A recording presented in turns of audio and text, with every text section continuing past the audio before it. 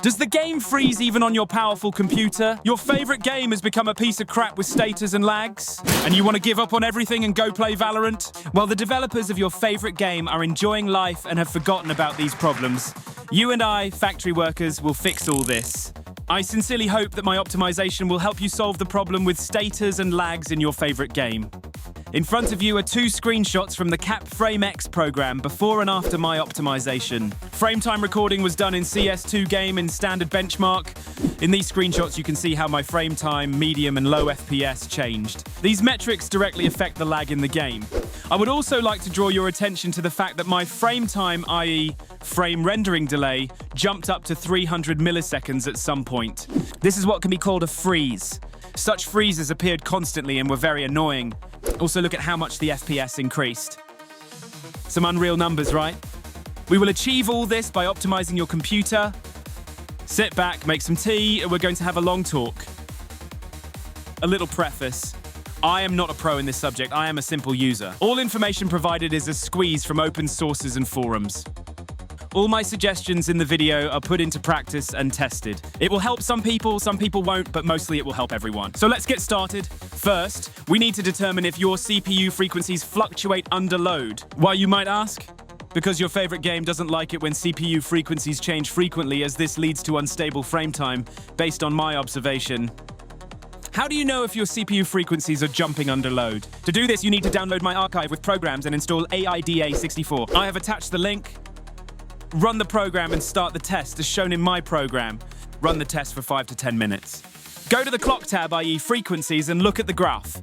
I have frequencies ranging from 5,000 to 5,300. You will have different values. Then open the temperature tab and see how warm your CPU is getting. Memorize or write down the average of the maximum temperature under load. Mine is 94 degrees. If you have a constant frequency across all cores and no fluctuations, then go to the next step. If your graph fluctuates under load, this is one of the main causes of micro hangs in the game. This is due to the variable power supply of your CPU. Most likely, you have enabled the high-efficiency PBR mode on Ryzen processors or Intel Turbo Boost on Intel processors.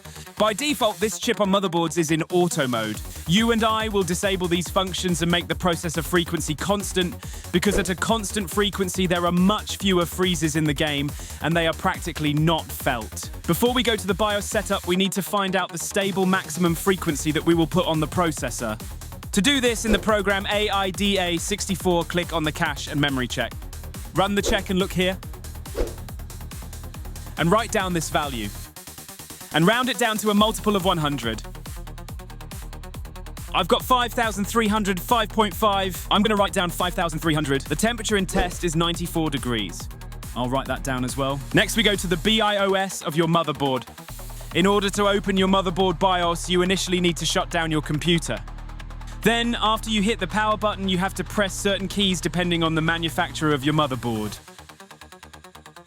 The most common options are F2 or delete. If that doesn't work, post in the comments and we'll get you BIOS up and running together. Once you're in the BIOS, the first thing we'll do is disable PBO for Ryzen processors. Let's start with MSI. We go into overclocking, then select Advanced CPU Configuration, then Precision Boost Overdrive, then select the Disable option. Now how to disable PBO on GIGABYTE motherboards. Once you have entered the BIOS, you should go to Advanced Mode. Then go to the Tweaker section and, as shown in the screenshot, select PBO and set the parameter to Disable, that is, Disable. Now how to disable PBO on ASRock motherboards. On these motherboards, it will be the same analogy as with GIGABYTE, or as shown in this screenshot. We also set the parameter to Disable. Now disabling the PBO on ASUS motherboards. Once you have entered the BIOS, immediately go to the AI Tweaker section, click on PBO and disable it. Now for Intel processors, we will disable the Intel Turbo Boost function. For MSI, go into the BIOS of the motherboard, go to the overclocking section, select the Intel Turbo Boost option and disable it. For GIGABYTE motherboard, go to Advanced Mode, then to the Tweaker section, find Intel Turbo Boost technology and set it to Disable. For ASRock motherboard, go to OS Tweaker, then to KPU Configuration, select Intel Turbo Boost and turn it off. For ASUS motherboard, after you go to BIOS, go to Advanced tab, then to CPU configuration, then to Power Management Control, and disable Turbo Mode.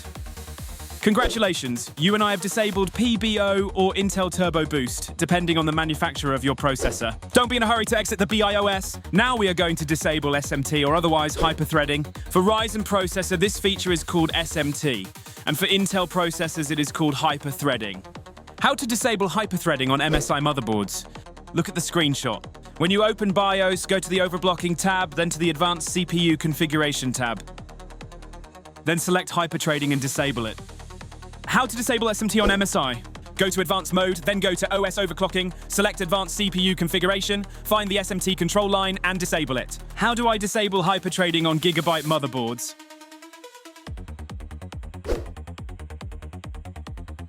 Go to Advanced Mode, go to the Tweaker section, find the hyperthreading technology line, and disable.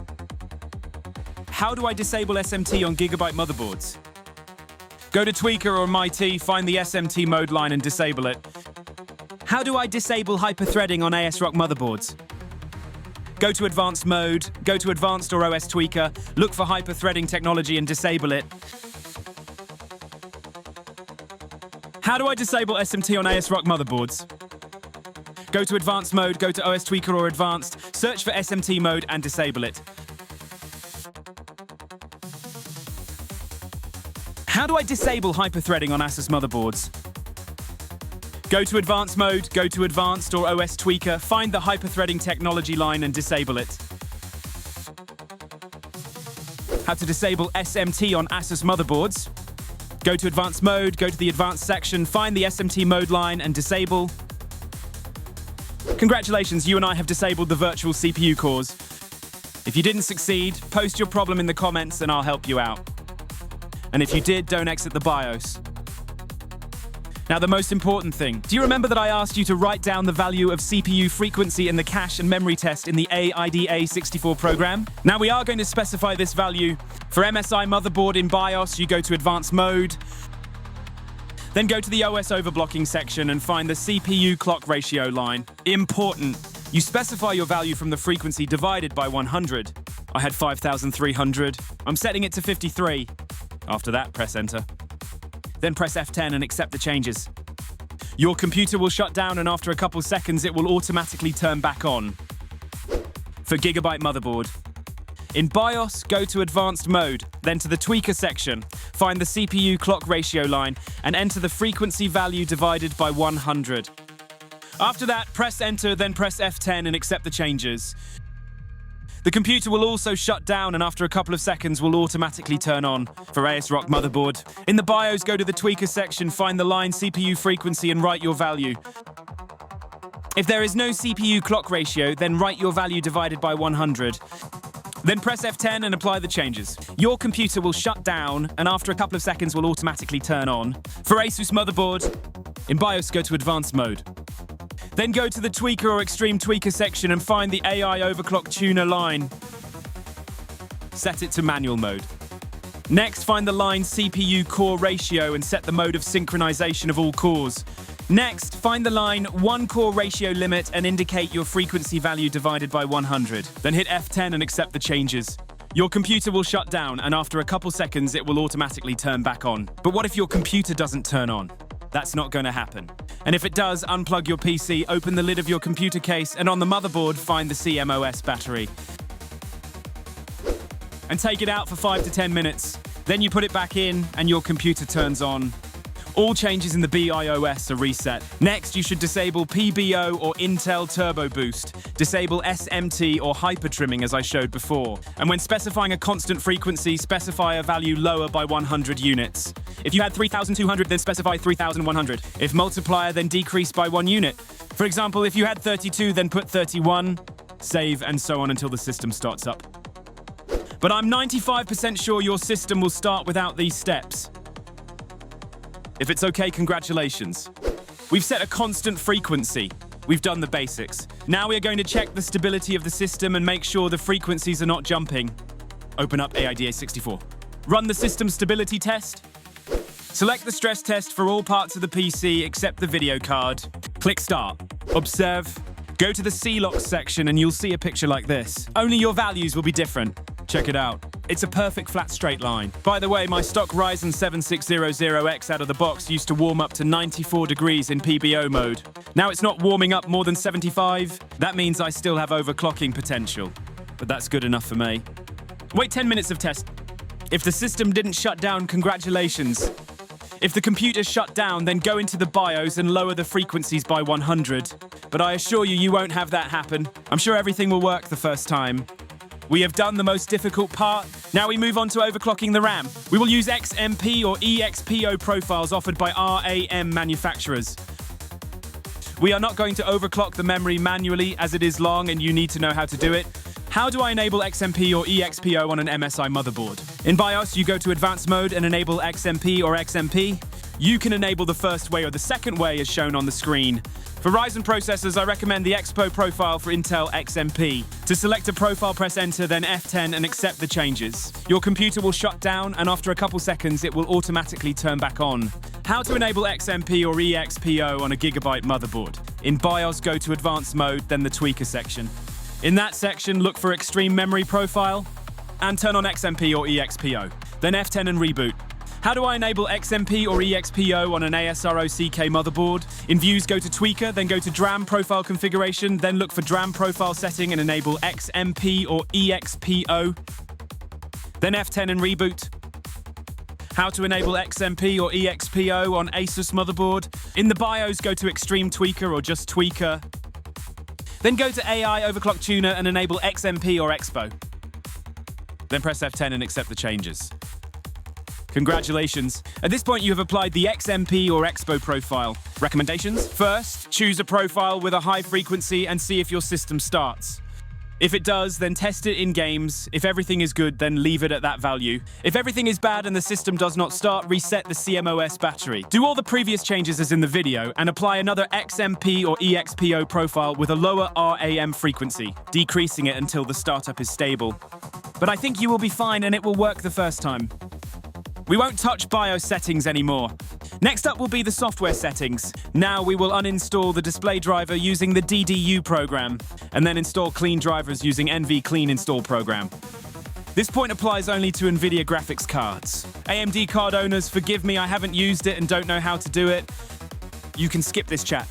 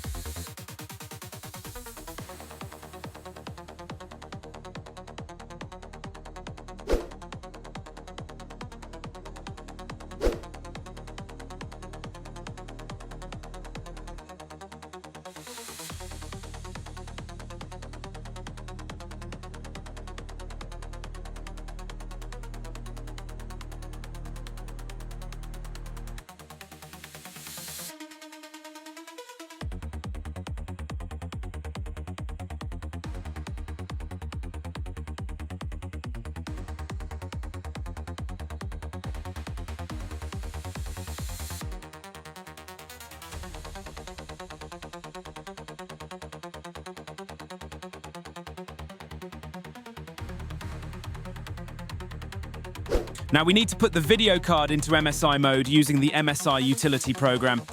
I will also have it in the archive. MSI mode helps to reduce latency by making the system run smoother. You open MSI utility, find your video card, check MSI and give it a high profile. Install MSI Afterburner. During the installation, you will be offered to install Riva Tuner Statistics Server. We don't agree with it.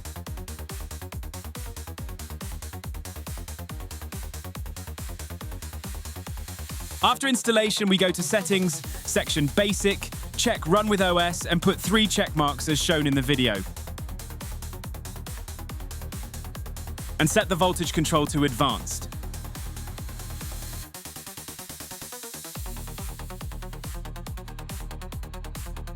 Then go to the Monitoring tab, remove all active monitoring graphs, click Apply and OK.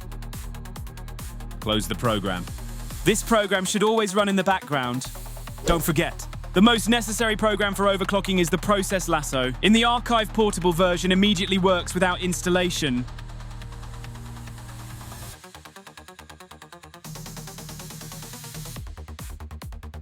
You start the Lasso process, then minimize the program and go to the desktop.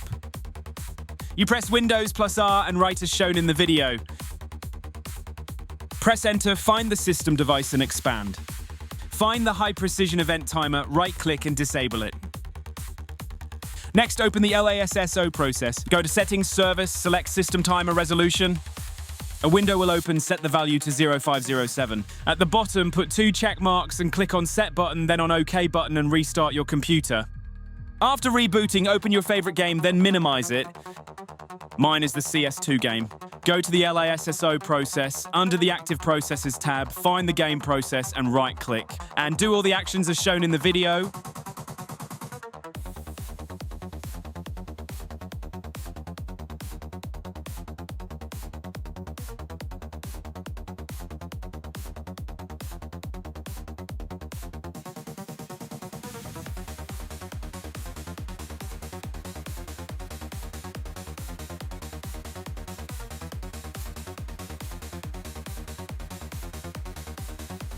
Then you can close the game. It is important that the Lasso process is always started together with the system startup.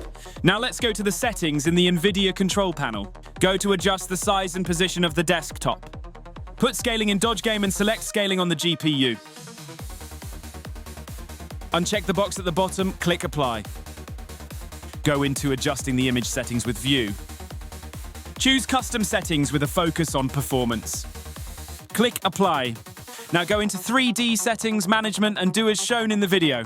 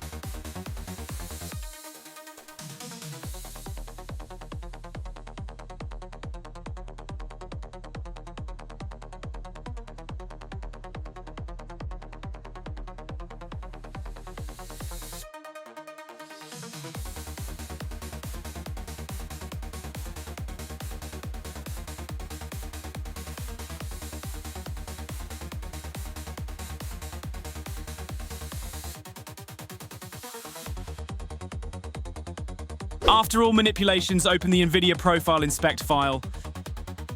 We need it to disable the power saving mode on the video card, which will give us a boost in FPS.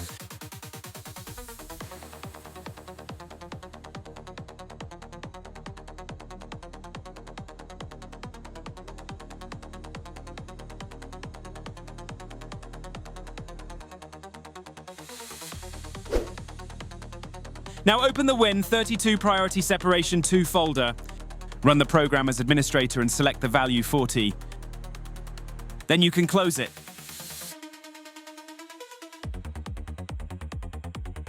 Now about customizing the CS2 game itself. Go to Steam and enter these values in the CS2 startup parameters. The first command reduces input plug, the input moisture. The second threads command tells the game engine how many logic processes can be used for multi-threaded calculations. How do you know which number to put yourself? Press Ctrl-Alt-Delete and go to Task Manager. Open the Performance section and select CP. On the right side, you'll see the number of cores. Your number is the number of your cores plus 1. I have 6 cores, so I put the number 7. It turns out I have thread 7. Reduces the impact of third-party apps on the CS2 game. Now select CS2 and STEAM, right-click and go to Properties. Then to Installed Files and click Overview. Go to the game folder, then Win64. Find the game file and right-click. Go to Properties, then go to Compatibility and check Disable Full Screen Optimization. Click on Change High DPI Setting. An additional button will open. Check the box at the bottom and select Scale to Application. Click OK, then Apply, and then OK again. Now go into the game and make the settings as shown in the video. I will add from myself that reflex should be turned off.